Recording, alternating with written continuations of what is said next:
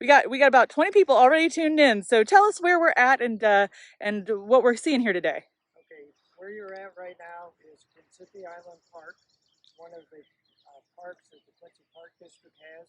You reach it by coming off of Bonasanga Drive and driving through All America Park, and then drive back here on Quincy Island. And you're going to cross a one-lane bridge, so it holds semis and school buses, so don't be afraid of it, just watch where you're going. What I want to give you a little idea about is this village was put here in the late 60s, early 70s. It was built, and it was basically preserving these historic structures so that other people could enjoy them. And one of the things I always like to point out to everybody is what is good about it is that it says, may all who pass this way reflect a bit from whence we came. And I think that's a really good statement about the village. Typically, a village would be a place where pioneers would have come and traded goods, farm goods for things that they didn't have, stuff like that. They're saying maybe it's a little quiet. Yeah, right now it's quiet because No, I mean, obviously the village is closed as far as the buildings are concerned, but you can walk around anytime. I mean, could you speak up just a little bit? Okay. Now, what we're going to do is basically walk around the village like we would offer a tour. So at this point now, what I want to point out is most of these structures were built over 160 to 180 years ago. And what we've done is tried to, through the Friends of the Log Cabins, restore them back to what they would have looked like when they were brought here in the late 60s and 70s to save them, because if not, they would have no longer been in existence. Okay. Yeah, we're getting a little feedback that we're going to need to be a little louder. So we'll try to speak up, guys. Thanks for letting us know. So, I mean, just a gorgeous day to come down here. Like I said, I brought my son down and we walked around the other day. You don't have to go in any structures to get something out of a visit. Before John gets any further, I do want to say there's a little kiosk right out front. There is a great pamphlet and a QR code so you can learn about the cabins while you're down here, even if you don't have a tour guide like I'm so lucky to have today. And on our website is the self-tour guide. So all you got to do is print out the sheets and bring them with you so you can hear and read about the structures as you're looking at it. Okay, one of the first structures to be aware of is the stone smokehouse. This was built in the 1840s, was on a farm and was moved here so that you could see what a smokehouse would look like. And the way they used to do it is they build a fire in the middle of the room and close the door, and the smoke would actually cure the meat that was hung up on hooks in there. And the smoke would come out of those three tiny little holes up there at the top. So it's one of those things that's kind of unique. When you go to some other villages, you may see one of these built out of wood. This is the first one I've seen that actually was built out of stone. Very cool. Very neat. And you talked a little about this in the beginning. This is not the location of most of these structures, or any of these structures. None of them, right? They were all brought here in the 60s, right? Originally, they were bought here as part of an entertainment complex, and this is the only thing that remains of that entertainment complex. But in itself, it is a neat thing to come and see. Absolutely. It's one of the first things I came to see when I came to Quincy. Very nice. Now, thanks, Whitney. As we go along, guys, if you have any questions for John, please do ask him. I've learned a lot just by being here for about the last 20 minutes. This is the Hurlman cabin. It was built in 1850 by William Herman. Came from south of Quincy on a farm. The Luberts donated it to the village. And by the way, the Noon Kiwanis is the ones that rebuilt it here on the island. And what's unique about it, if you look at the corners, they notched them so that the logs would sit one on top of the other and they wouldn't move. So there's no nails in here. Basically, these are designed so that it sits without a nail. Wow. And these logs go back to the 1800s. Wow. That's what's neat about it, I think, is and the hatchet marks on here were probably done by some young kid, because that was one of the things that kids could do back then, is hatch off the bark because if you leave the bark on, it'll destroy the wood eventually because the insects get inside there. Sure. And so that's what it is. Now, this stuff here is called daubing, and it covers things like rocks or whatever they could find to fill the holes between the logs. I'm going to zoom in. You can actually see a rock exposed over here. Yeah. So this is the daubing. So this is part of filling the holes in. Right. The daubing covers it. The chinking is what goes in between. Gotcha. And what's that made out of? I learned a lot of things. This is made out of a mixture of lime and, in our case now, we use cement and lime and things, but back then they used whatever they could find. Clay. Sometimes And they get clay out of a creek and put it up, you know, whatever they could find to fill these cracks, because otherwise, if you're inside in the winter, snow's going to come in. That's right. All right. So it gives you an interesting idea of what the cabin would have looked like. And notice they weren't real big. Yeah, we're really. Do you know how long this one is? No, not off the top of my head. Maybe 25. 18, yeah, 20 about feet. 18 foot. And this is a one-room cabin. This is the way they built them back then. And the kids would sleep up above in the loft. Right on. Now, If you have any questions as we go along, guys, please do ask. Most villages were skirted by some sort of a rail fence. And the reason for the rail fence was to keep the critters out, so to speak, and keep whatever domestic livestock in. So they would sometimes make a complete rail fence. If you go to George Washington's home in Mount Vernon, you'll see a fence like this where the cattle are inside. Wow. And again,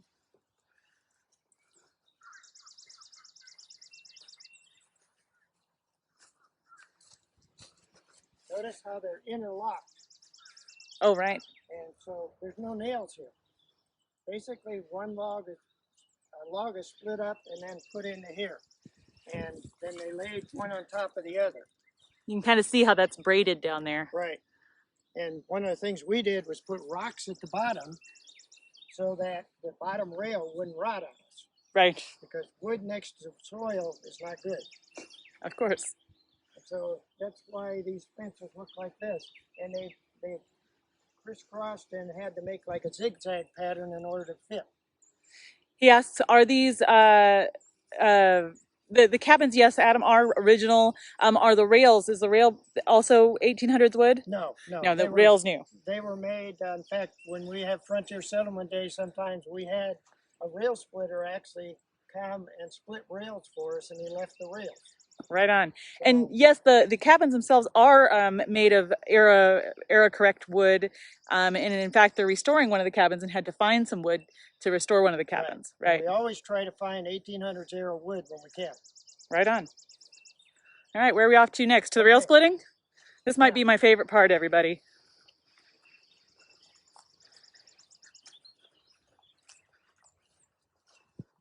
Good question, by the way, Adam. Anybody else have any questions? Please do let us know. Good morning. I've got viewers from all over the country, really. That's pretty neat. Now, Abe Lincoln, who was our 16th president, was known as a rail splitter. And in his early days, he would do rail splitting just like we're showing on this picture. And that's how they used to do it. And he was known to be a good rail splitter because he did a lot of them in a short period of time. And typically what they would use is a wedge, and they would use either a hammer like this, or they'd use the back end of an axe. And they would drive these wedges in, keep doing it all the way along. That's why I've got a whole tail of them here. And sometimes they even used wood when they didn't have metal, because metal was expensive back in those days, so they made them out of wood. Wow. All that is basically to make that split. And the reason for the saw is they would saw these into about 8-foot lengths. So they would either use a saw like this if it was a single person, or they'd use a big long saw. I'm gonna get kind of in on this. That's pretty neat. So again, they'd hammer that. Is there a name for that piece? This is a chisel or wedge. And as he gets that hole in there, they a maul. And on Lincoln's Day, they even used wood, Right. hard wood. But you notice he's slinging an axe in that picture. It's like this. That's right. And one end is flat, and that's what's used to hit the head of the chisel. Adam asks, when were the log cabins always here? They were not always here, Adam. They were moved here in the late '60s, as part of we kind of said that off the bat, but that's all right. As part of a big project to preserve them. Right. Yeah. Because these were basically out on individual farms all over the area, and some of them were going to be in the road of the new 4-lane highway that went around Quincy, and so they moved them here versus letting them be bulldozed. We've got a couple folks watching from Charleston, South Carolina, from up in Chicagoland, a couple from Iowa. So we got people from all over the place. If you're from not Quincy, or even if you're from Quincy, shout out in the comments and we'll say hi to you.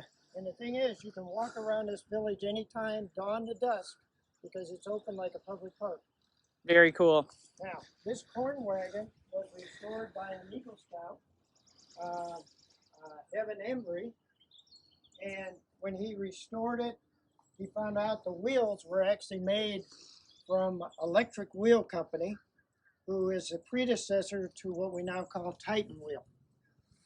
And they figured out a way to weld these spokes on the wheel. But this is what they would have called a corn wagon, and it was used to harvest corn, and the people would walk along and throw the corn in the wagon. It'd be pulled by a couple horses, and then they'd bring it over to this building, which is called a corn crib. And by the way, according to our consultant, this is one of the few corn cribs around. Oh. A lot of them we bulldozed over the years. This one was donated by, it was built in 1854, and it was donated by the Neer family to the village. And it was moved here, and you notice again, they're interlocked. So there's no nails that when they did it originally. Very cool. I see we've got a viewer in from Georgia too. Very cool. Very cool. Hi, Sue. And here's where they would drive the wagon through, and then they would open up that area on the right, and that's where they would shovel the corn in. But it was hard to keep the raccoons out. Well, that's one of the things that you have to deal with. You have to harvest enough for everybody. Including the raccoons. Including the coons. So you have to be prepared for that kind of thing. And to keep the corn from rolling out, and I don't know if you can see it, but there's little pieces of wood down at the bottom of the bottom log, and that's designed to keep the corn from rolling out, the bottom layer of it. Very cool. We're in the process of fixing this one up, and that's why we've got some braces on it and things, because it kind of moved around a little bit and has to be reset. So that's why it looks kind of like it is now.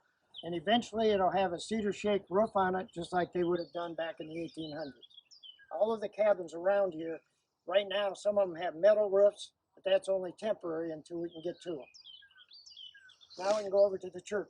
And I should mention the Friends of the Log Cabin are always fundraising to restore and maintain these awesome structures.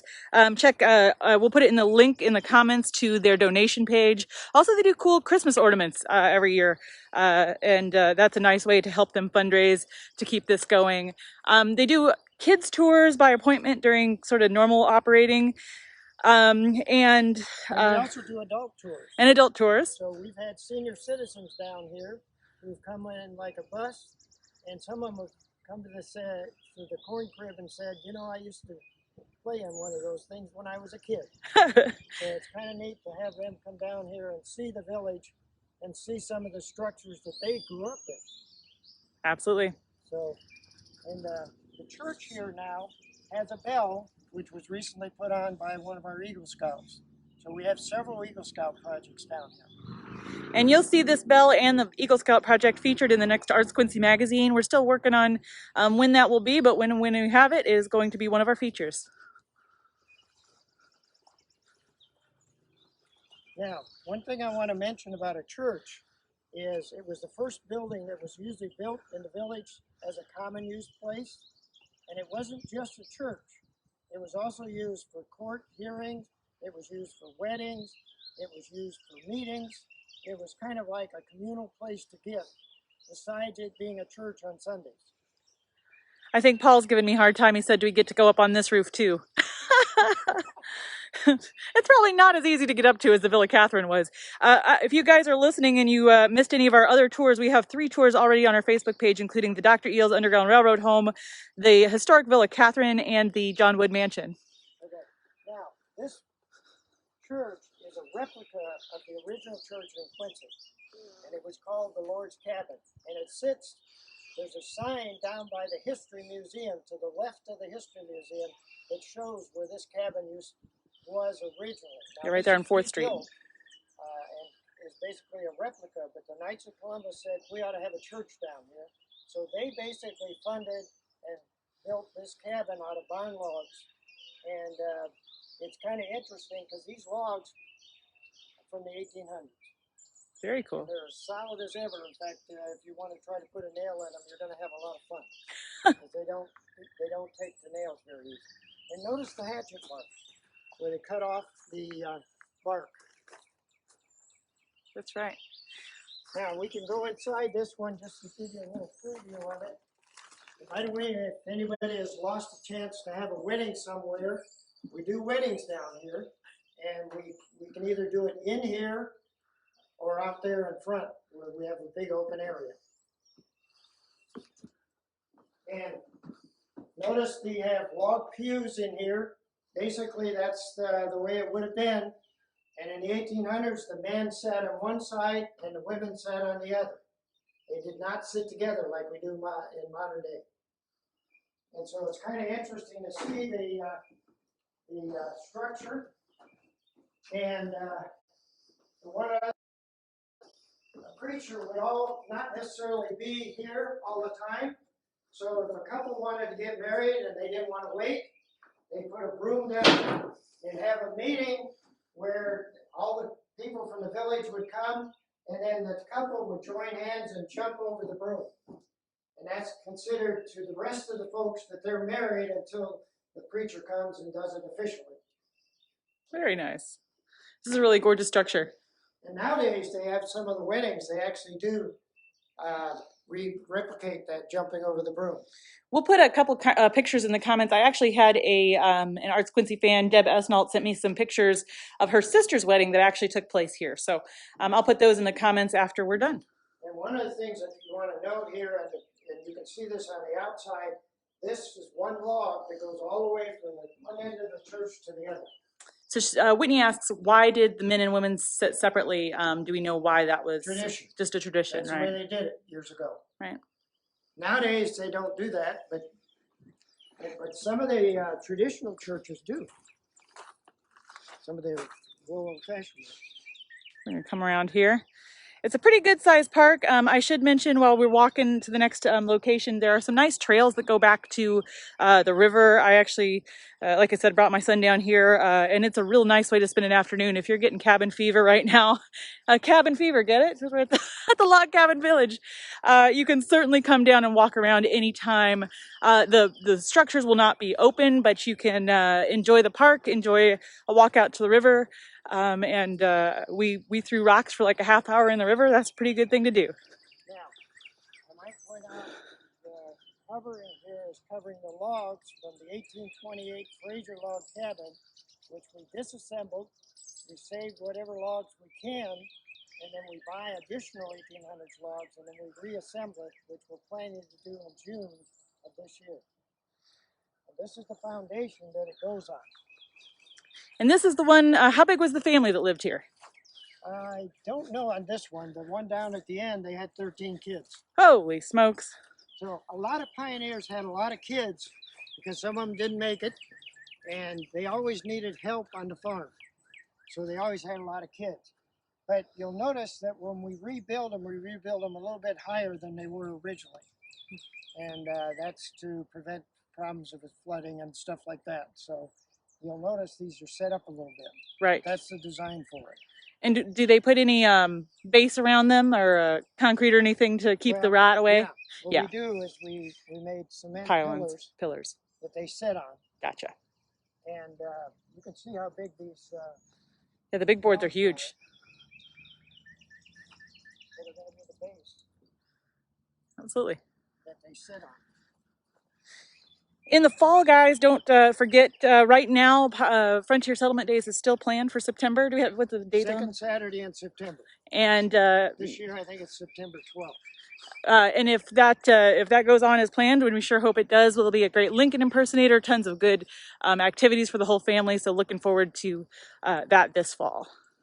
Now, this is what was moved here. This is an 1800s log cabin that we have set it up like a store would have been in the village. Although originally it was probably a cabin that somebody lived in. But we redid, when we rebuilt it, we decided to leave the area open in the middle so that we could basically set it up like a Pioneer store. So if you come down on Frontier Settlement Day, or you come down later on when we can give tours, we'll have it set up kind of like a store. But right now we don't have anything in them because we take that stuff out over the wintertime. Someone asks, how many times have the cabins flooded here on Quincy Bay Island? About 4 times, I think, in the last, since they were built in the 60s. That's not so bad. They really, the water just comes in and goes out. So it doesn't really do much damage to them. It's not like you see on TV where it floats away. They don't float away. They're sitting pretty solid. So it's just a matter that when it does get a little water in here, we wait till it goes out, and then we go in and wash them out, and they're ready to go again. Oh, good question.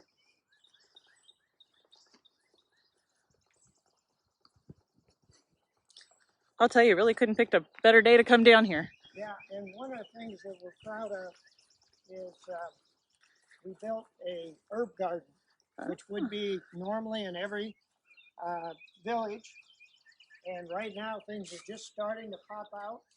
But when we give tours, we can open up the gate and the tour guide goes in here. And like this is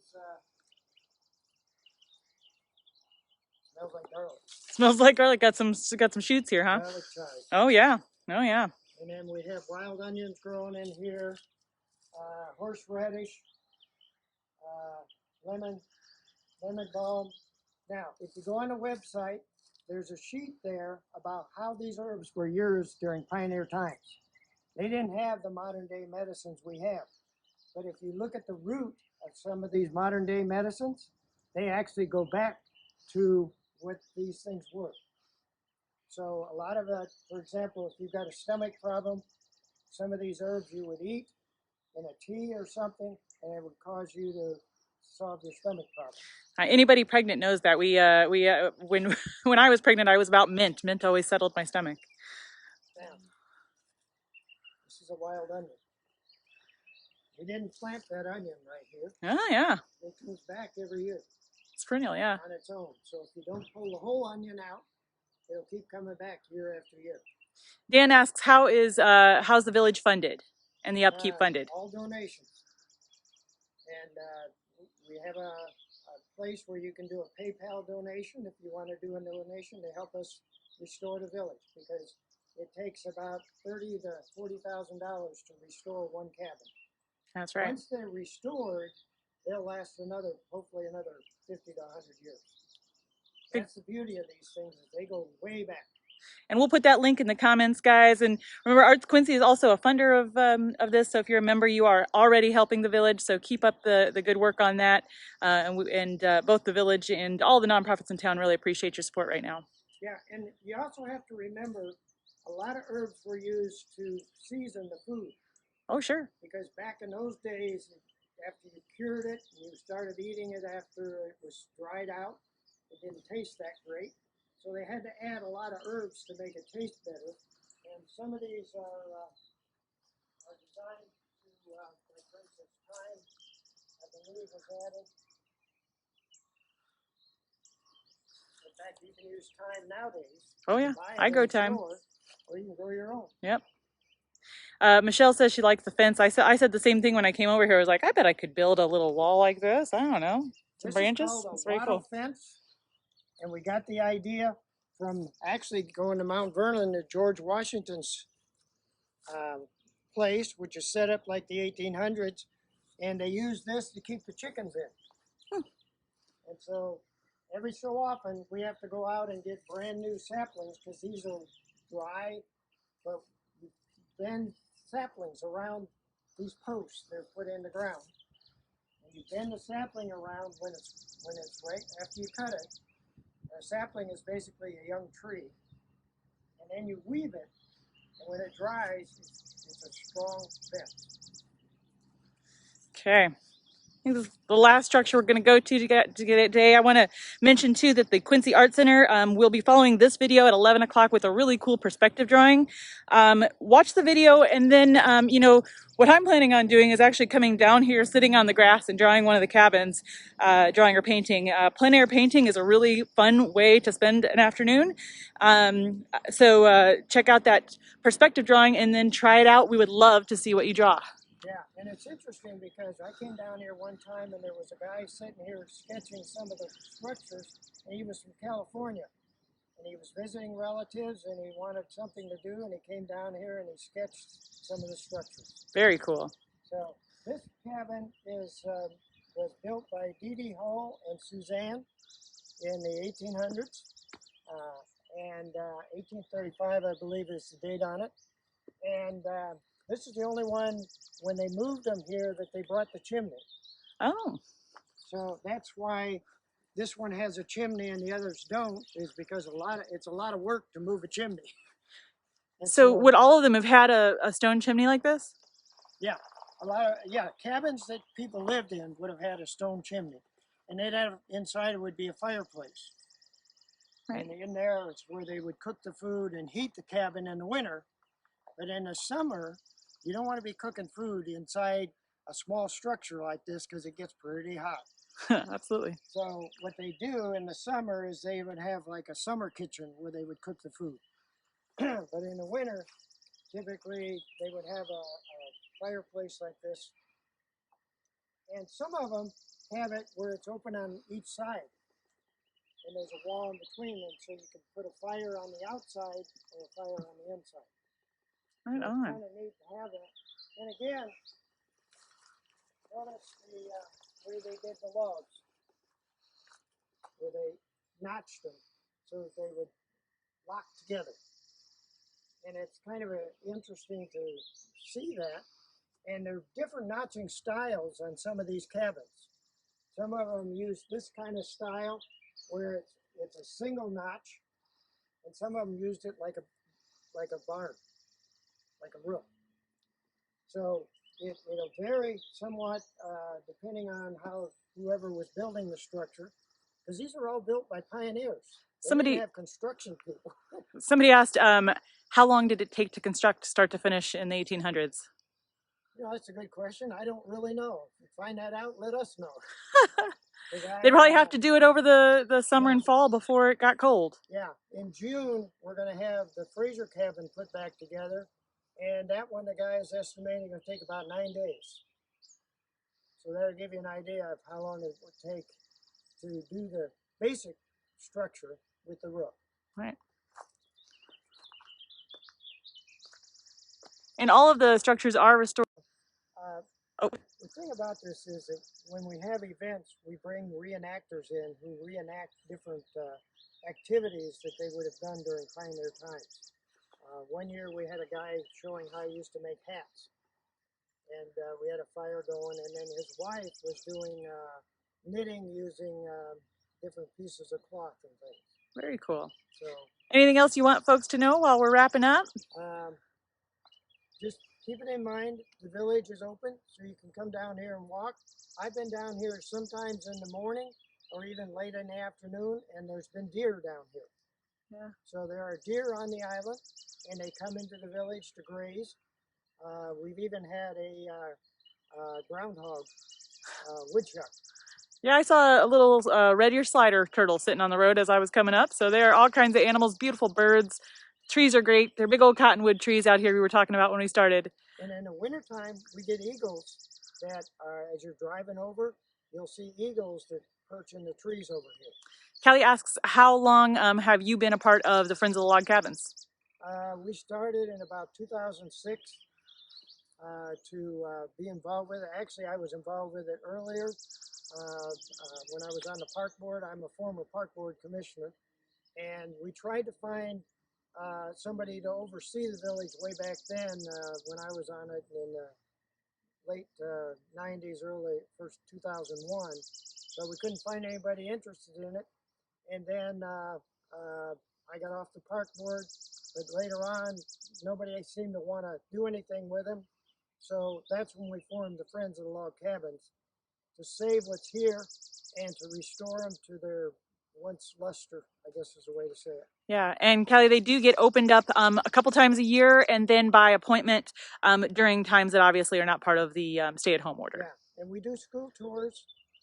We've had all the Quincy Junior High kids for the last 2 years. Obviously, this year we didn't have them because of the pandemic, but that's quite a few kids that come down here on I think it's 3 days. We have them coming, and they get a tour of the village, and we have docents here to help talk about each of the structures and what they used to use them for. It's kind of interesting because, like in the church, you don't realize that was the early school. Absolutely. That's where they would go to school before they had a building set aside for a school. Any more questions out there in Facebook land? One more look at the cabins. Do tune in to the Quincy Arts Center at 11 a.m., which is coming right up, for some perspective drawing on cabins. And on Friday, Arts Quincy is going to do one more cabin project. We're going to make log cabins out of graham crackers with my kids. It'll be fun. Please join us for those cool activities. Arts Quincy's activities continue Monday, Wednesday, and Friday at 10.